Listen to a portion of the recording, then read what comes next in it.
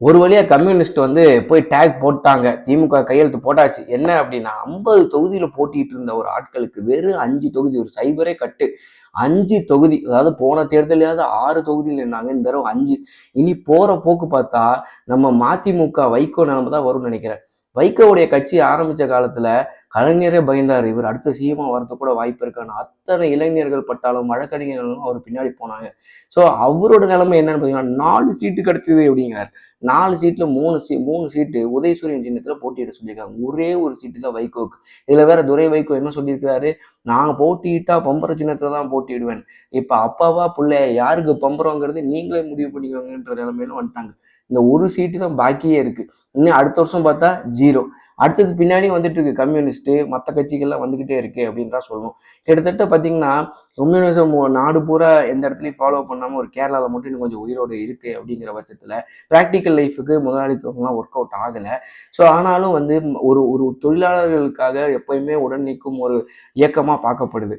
இன்னைக்கும் மக்கள் மத்தியில் இன்னைக்கு இருக்கிற புதுசாக ஜென்சி கிட்ஸு, ஒரு 2K கிட்ஸு, 90s கிட்ஸு, அவங்களாம் வந்து அந்த ஜென்ரேஷன் இல்லாட்டியும் ஒரு சிலர் வந்து இன்பில்ட்டாகவே ஈக்குவாலிட்டி ஓரளவுக்கு ஃபாலோ பண்ணுறதை நம்ம கண் கூட பார்க்கலாம். சின்ன சின்ன விஷயத்துலேயே அது ஈக்குவாலிட்டி, சின்ன சின்ன விஷயத்தில் அவங்க வந்து முன் வராங்க. அவங்களுக்கான அது கம்யூனிசம் தெரியாமலே ஃபாலோ பண்ணிட்டு இருக்காங்க.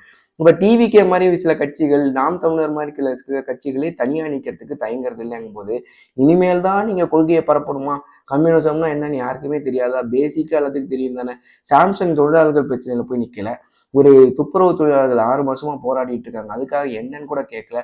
ஆனால் சீட்டு பிரிக்கிறதுன்னு இடத்துக்கு வந்தால் முதலாள போய் நின்று ஒரு கம்யூனிஸ்ட் அந்த பார்ட்டிக்கான வெறுப்பையே உண்டாக்கிடுறாங்கிறத உண்மை.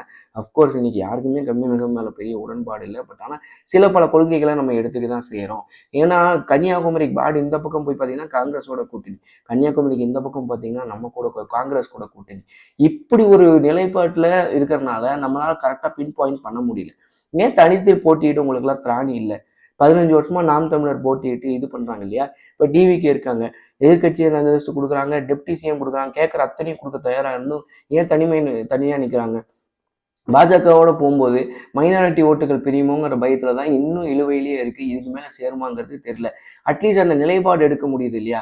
இந்த மாதிரி ஒரு போராடுறதுக்கு எத்தனையோ பிரச்சனைகள் இருந்தும் இந்த கம்யூனிஸ்ட் பார்ட்டி தன்னுடைய முடிவை நோக்கி போய்கிட்டு இருக்கு தமிழ்நாட்டில் அப்படிங்கிறத கண்கூடா பார்த்துட்டு இருக்கோம்.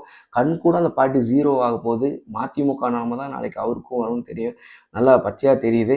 ஸோ இந்த மாதிரியான ஒரு நிலைப்பாட்டு சண்முகம் ஐயா எடுத்துக்கிறாரு. ஸோ இதை பத்தி இந்த டிஎம்கே கிட்ட போய் இப்படி ஒரு கூட்டணி போய் நிற்கணுமா அப்படின்னு வைகோ இவங்கள மாதிரி கட்சிக்கெல்லாம் நீங்கள் என்ன கமெண்ட்ஸில் சொல்கிறீங்கிறத ஷேர் பண்ணுங்கள். இவங்களோட நிலைப்பாடு கடைசியில் எங்கே போய் முடிய போகுது இந்த கட்சி அப்படிங்கிறதையும் ஷேர் பண்ணுங்கள்.